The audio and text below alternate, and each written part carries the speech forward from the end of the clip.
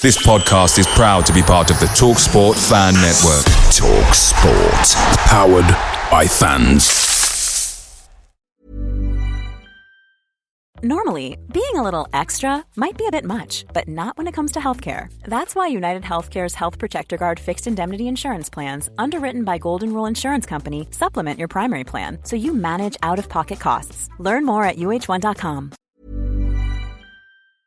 The TalkSport Fan Network is proudly supported by McDelivery, bringing you the food you love. McDelivery brings a top-tier lineup of food right to your door. No matter the result, you'll always be winning with McDelivery. Order now on the McDonald's app and you'll get rewards points delivered too. So that ordering today means some tasty rewards for tomorrow. Only via app at participating restaurants. 18 plus. Rewards registration required. Points only on menu items. Delivery fee and terms apply. See mcdonalds.com. This podcast is proud to be part of the TalkSport Fan Network. TalkSport. Powered by fans.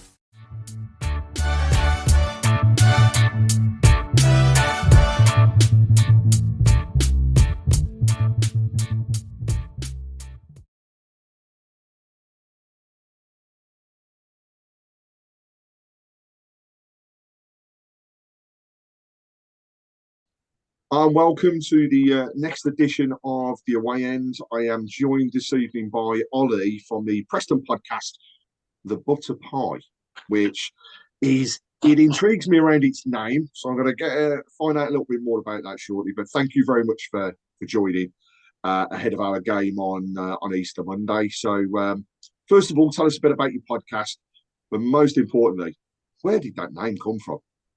First and foremost, thank you for allowing me on, Craig. And my name's Ollie, and I'm the co-host of the Butter Pie podcast. Now, it's probably our number one question when we go on to opposition talks like this. So, the Butter Pie podcast name came out of, there was about 8 of us in a group chat, and we knew we wanted to start a podcast, but we couldn't come up with a name. We thought, what about the Invincibles, this, that, and the other? No, it doesn't really resonate. I know. And then one lad put in, I know, what about we do a butter pie? Because it's something that's so common within Preston, but nowhere else. It just stuck. Pretty much what a butter pie is something you'll only be able to probably buy in Preston and the surrounding areas. You're able to buy it on the concourse when you come to Deepdale. And what it practically is a cholesterol pie. So it's potato, onion, and butter in a filling in a pie, and that's it. Sounds like heaven. It's very bland, but so you have to lather it with gravy and brown sauce. But then you're onto a winner. But it's just stuck. We've talked about maybe changing the name around a few times because everyone's like, Why are you named after a food if you're a football podcast? But I think that's something that, grabs the attention. We're the Butter Pie podcast, but we're about Preston North End.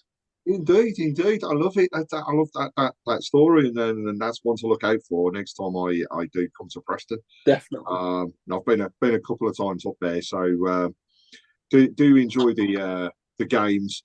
The walk, especially from the town centre and the train station, has always been enjoyable. In fact, it's probably, it's one of the only grounds that I've been to on more than one occasion.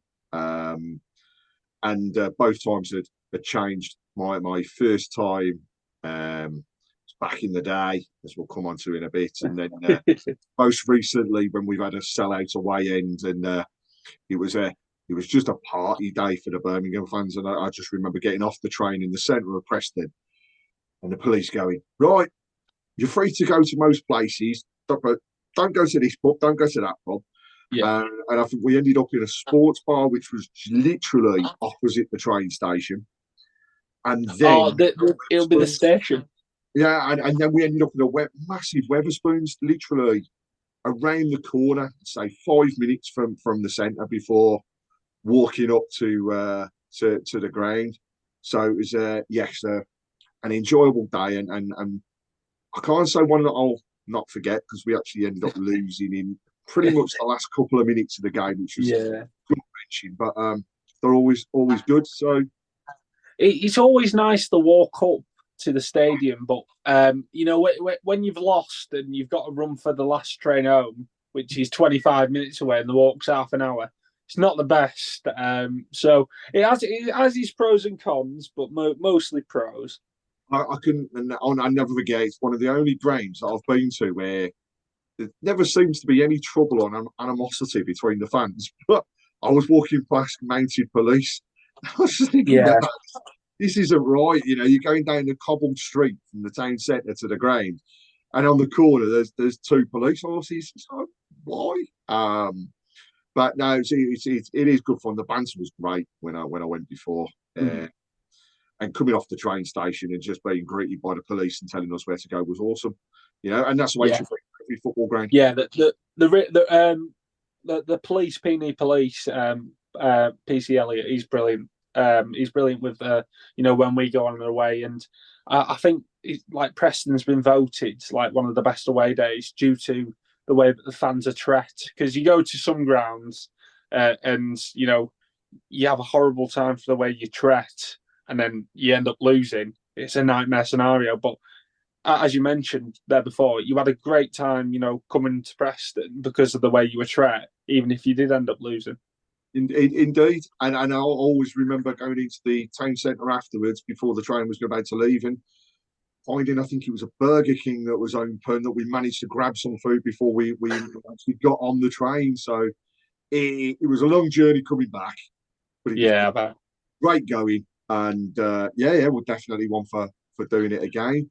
So you mentioned about the podcast and how long have you been going, and what made you start it up? Was it just literally the love of the club, as most of them are? It's probably the hatred of the club at the time, actually, because we've been going 2.5 years, and we started it, I think, because we wanted to give a fan's voice out there of the way that we were as a club. I think quite a lot of us, because we're fairly young, myself and Jack, we're the same age, we're still 23, 24, so we're still fairly young, but we still feel like it was at that stage where we couldn't see a process of progression for the club, and we wanted to, get our voices heard, and it did end up leading to, I think we got together with a fan group and quite a few other people where we actually went to speak to the owner and the advisor, Peter Ridsdale, at the training ground about obviously our thoughts and feelings behind it. And ever since then, really, it's been very good. So yeah, it's been nice seeing the progress from speaking terribly about the club to, welcome back to the Butt Pie podcast. Here we are. We had a fantastic time at Deepdale, whereas comparing to 2.5 years ago, probably better language was left back then. I mean, we as a group have done 13. Well, this is our 13th season now for Tilton Talk, but it's we've been through the highs and the lows, and I think you mentioned that about the involvement of the clubs with yourselves, and we are seeing more of that now across all of the fan base, especially at Birmingham. The recent launch of our official supporters club, which is just in a couple of days has gone worldwide. We're seeing fans in New Zealand and a supporters group in New Zealand, and then all of a sudden we've got one that's appearing in Nigeria as well, and we're thinking, where's this? What's going on here? But it's awesome to be involved, and I think the more the clubs get the fans involved, the better it is for everyone. So interesting that you've gone down that particular route, but are now reaping the positives. So we'll come on to a little bit about your season and where you thought you'd be to where you are now. But if I look back over the past 5 games, we've seen 2 losses, 2 draws, and a win. So just a 1 win for Birmingham across that period. And our last game was actually a 2-1 loss up at Preston back in, I think it was September. So it's a bit of a mixed patch, and we're coming into our first home game under another manager. Oh yeah. So, the return of Gary Rowett, which has come due to unforeseen and I suppose for most upsetting scenario with Tony Mowbray being taken ill. So get well soon, Tony, and Mark Venus as well. Gary Rowett joining us with Paul Robinson in his backroom staff. It's come at the right time, and looking forward to his welcome back on Monday. But as you started the season, how did you feel things would go for you, and did you predict you'd be in the position that you're in now? How do you think the season's gone, and where do you think you'll end?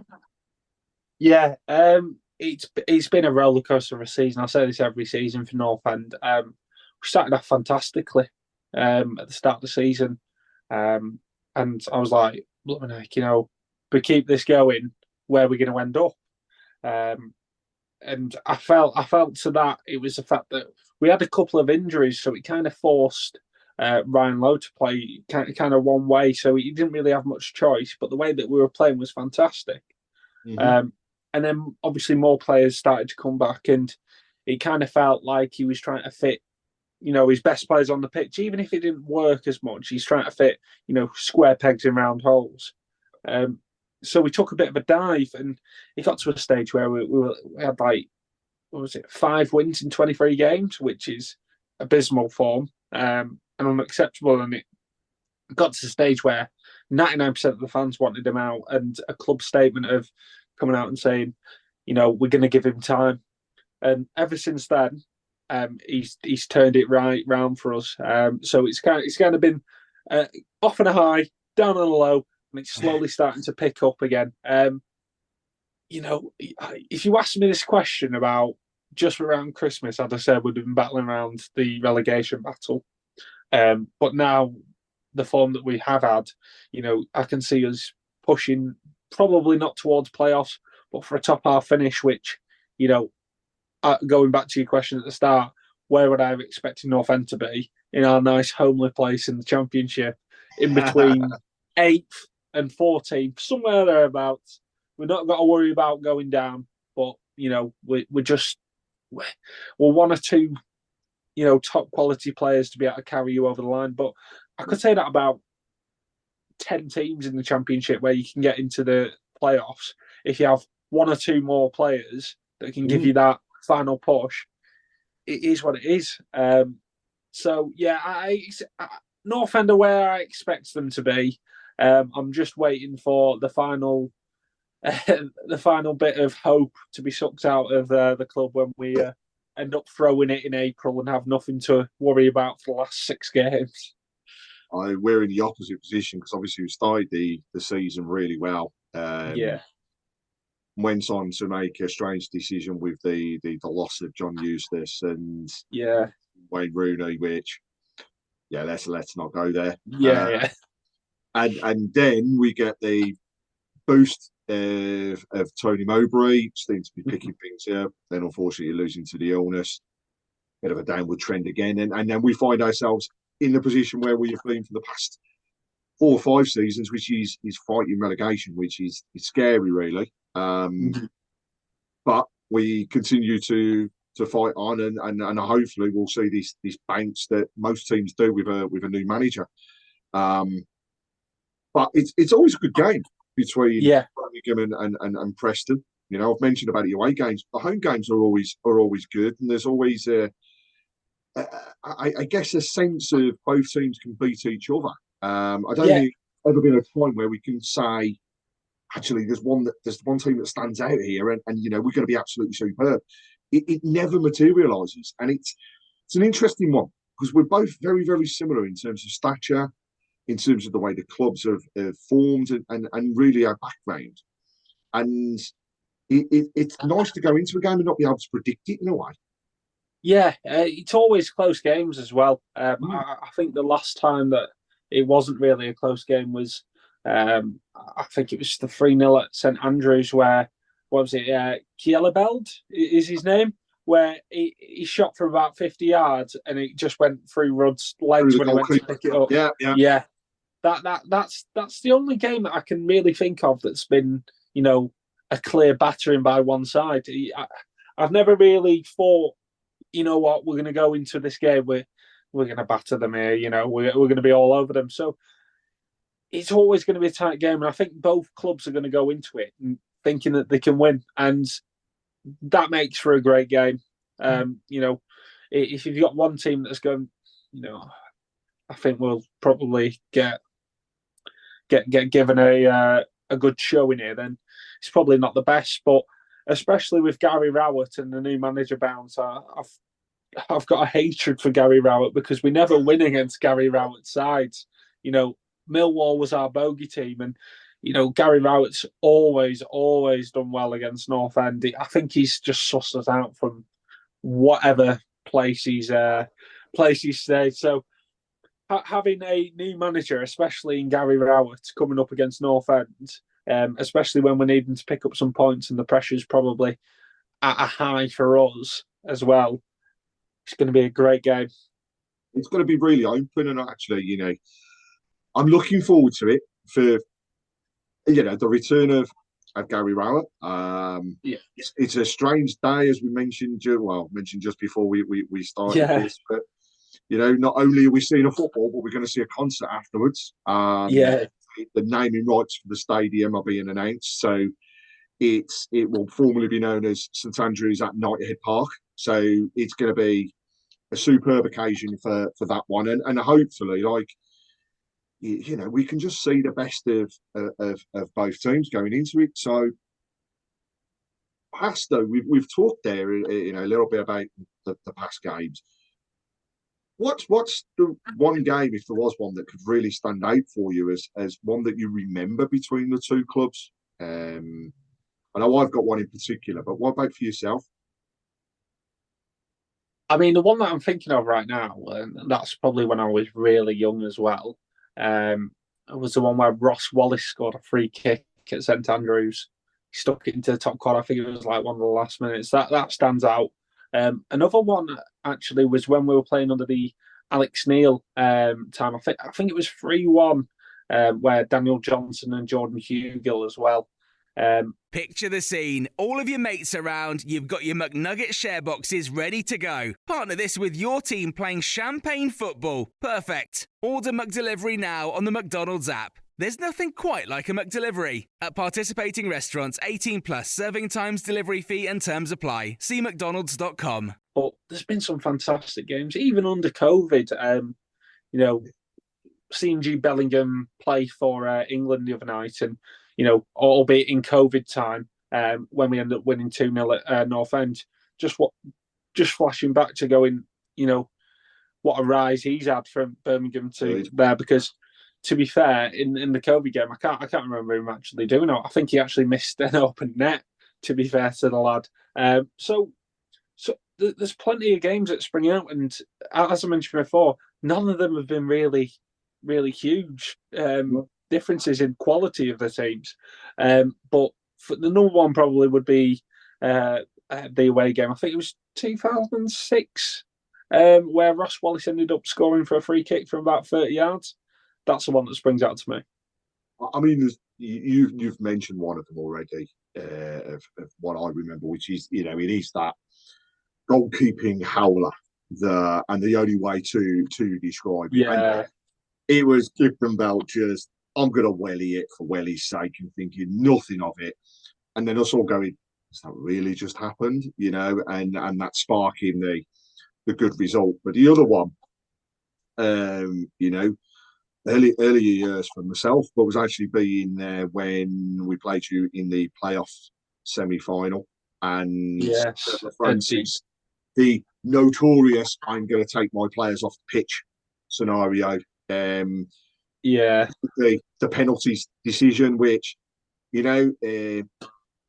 rest in peace, Trevor, but we'll never find out what actually happened on that occasion and whether the referee had actually agreed to take the penalties into a neutral end, which was what stemmed from that. But that was you know, an eye opening. It was great night, and it was a phenomenal atmosphere. I can always remember that, and travelling up and being on the coaches picking people up as we were going halfway up the motorway, because we've got fans from your neck of the woods that we're picking up, and getting to the ground, having a few bevies outside before we even came in was all awesome. And the game itself was really good. Yeah.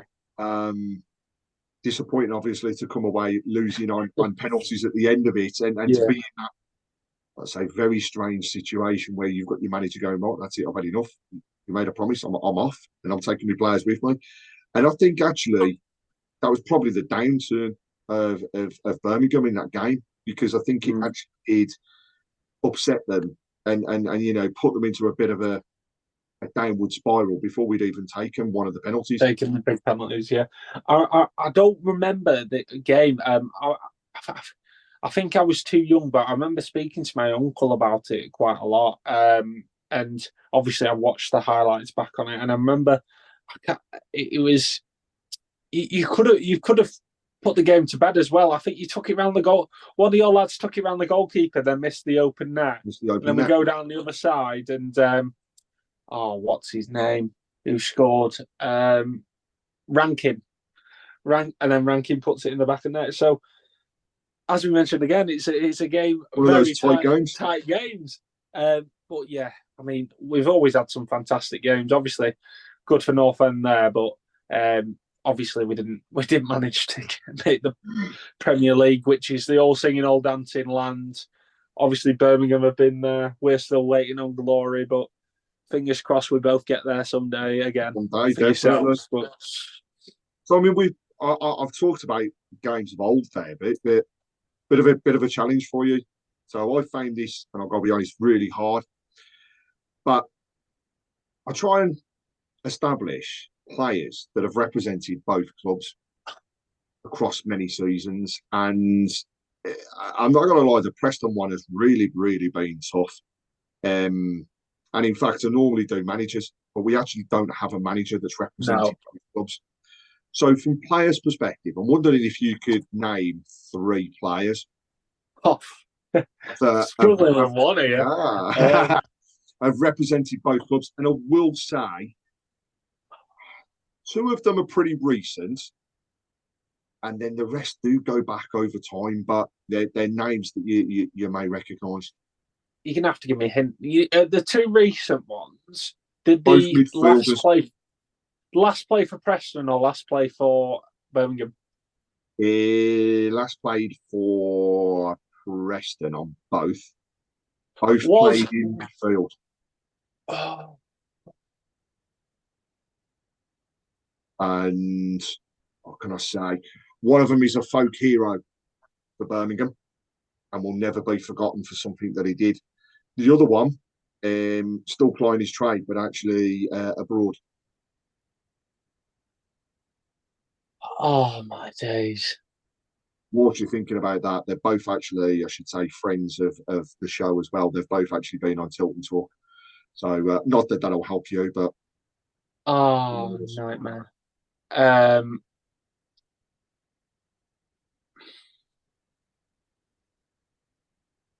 No.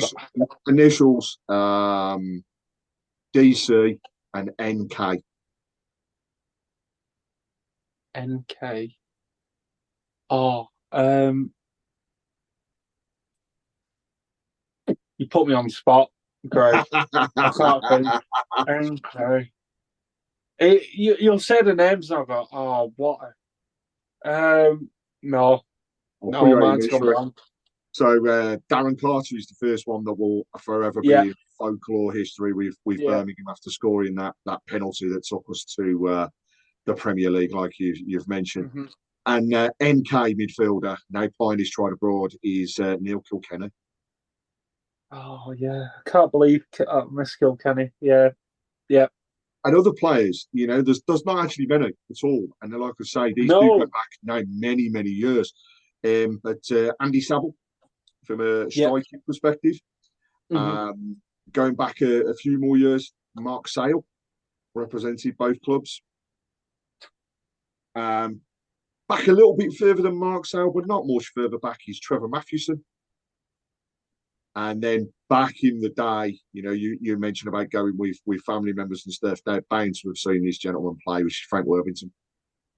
Yeah, I've been told the name, but you've annoyed me with Kilkenny, actually, because there's hardly any North End players that begin with K as well. I was just like, I was like, is it Kilkenny? Did he play for Birmingham? And it just went. But no, it really has been an interesting area to look at, in terms of that, because with the other interviews and things that I've done, we've always had a raft of players that we can look at. Yeah. This one has been incredibly hard. So I mean, we're going into the game on Easter Monday. Who should we look out for? So if we're going into that game, who should Birmingham fans be watching out for? Who should the Birmingham team be fearful of? Well, I'll give you three players to watch, because I think obviously it's good to have a variety. They're all attacking players as well, and I'll give you the standout of them three. So obviously Liam Miller, on loan from Basel, he's been fantastic this year. Coming in, I do severely hope we get him on a permanent deal. If Birmingham fans don't know, we play 3-5-2. Obviously, with Liam Miller playing as a left wing back, so he does obviously help out with defensive duties. But he's much better on the front foot. He's fantastic in one-on-ones. And if any Birmingham fans have been watching around about Christmas period against Preston v Leeds on Sky, you'll have seen his wonder goal in the last minute where he's cut inside and bent it into the top corner. So he's one of those players where he can make something out of nothing. Yep. And they're the type of players that you need on the pitch. The other one is Emil Rees, the striker. He's come back from an ACL injury where he was out for 16 months, and he's been like a new signing. I know that's probably music to the ears of the club, so they don't have to sign a striker in the summer. But yeah, he's been fantastic. I think he's scored like 5 in the past 7 or 8 games, which, coming back from a serious injury as an ACL, is fantastic. He actually, I think he's probably one of the only players that looks a better player after an ACL injury. He's stronger. He's a lot more physical. He's a lot better with the ball at his feet. He can link play. He can score goals, and it's just like, where's this come from? So he's another one to look out. But the main one, and I'll always stick by this, is the new signing, number 10, Mads Frokke Jensen. He's obviously a number 10, so he plays just behind the strikers, and yeah, he's absolutely superb. He's a player that should never been playing for Preston in his life. He's definitely one that's going to be picked up by a Premier League team either this summer or next January. He's one of the best players I've seen at North End since Aidan McGeady. And he left foot, right foot, he can pick a pass. He's the most creative player in the team. He's probably not that physical. Yeah. So I probably expect a couple of Birmingham players to go through the back of him, to be honest, just to set the tone. But his link-up play and his simplicity in what he does, it's just fantastic to see. As a North End fan, he's one of the best players I've seen since McGeady. So them three are the ones to look out for, but keep an eye on number 10. And it's interesting that you mentioned about the setup of your team, because I mean, I can honestly say, we're coming into this fresh. We don't know how Gary Rowett is going to set up our team. No, of course. The fact it's going to be very hard, I would hope, to get through us and to beat us. I think that is one thing he'll want to instill from the start off. As for the rest, we just don't know. It's a waiting game. But so in the last few couple of minutes, really, what's your prediction for the game? How do you see it going? And what does your head say? What does your heart say?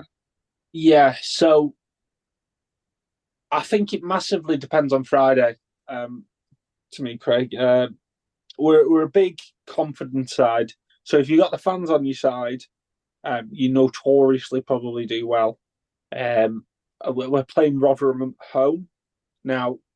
It would be so it would be so North End to get beat off the worst team in the league by a country mile in Rotherham. But it's a huge game, as I mentioned. Let's say that we do pick up 3 points. I'm not wanting to put it out there. If we do pick up 3 points there, I'd probably expect us to, hopefully go on and build more confidence and potentially coming away with a 2-1 win. Mm-hmm. That's my heart.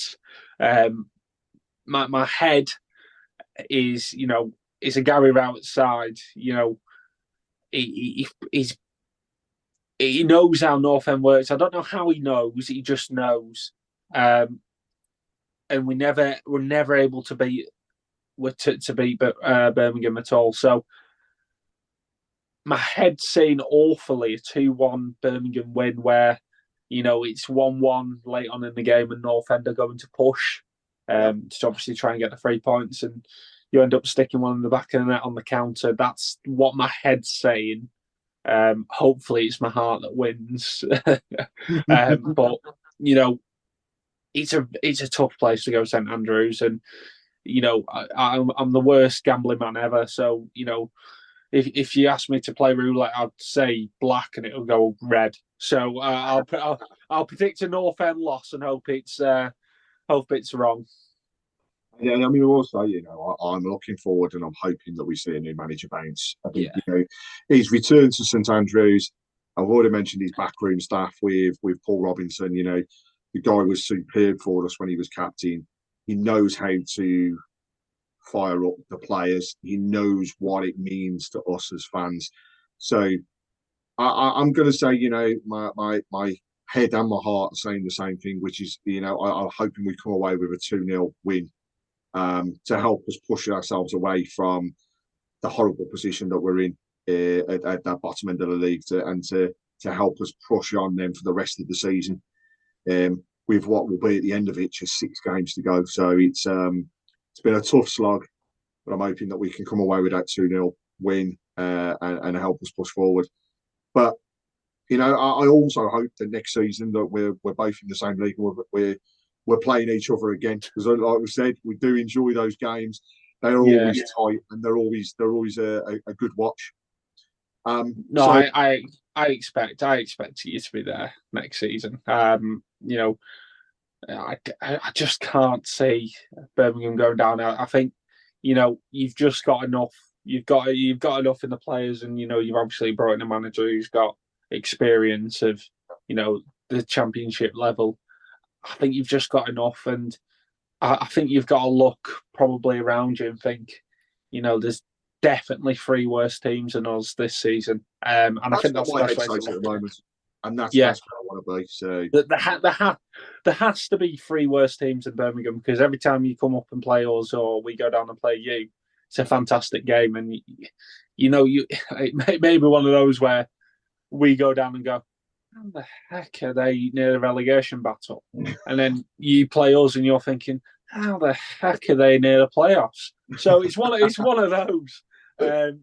So yeah, I fully expect to be speaking to you next season, Craig. And I think probably if it does go Birmingham's way, we'll both be very looking forward to the end of the season, with us both staying in the Championship.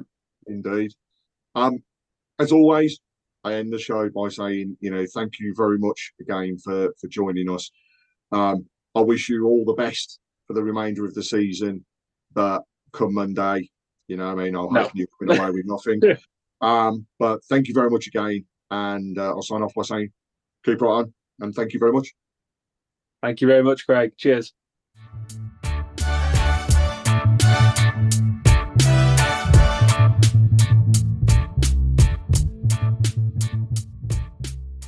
Away days are great, but there's nothing quite like playing at home. The same goes for McDonald's. Maximise your home ground advantage with McDelivery. Order now on the McDonald's app. At participating restaurants, 18 plus serving times, delivery fee and terms apply. See mcdonalds.com. This podcast is proud to be part of the TalkSport Fan Network. TalkSport. Powered by fans.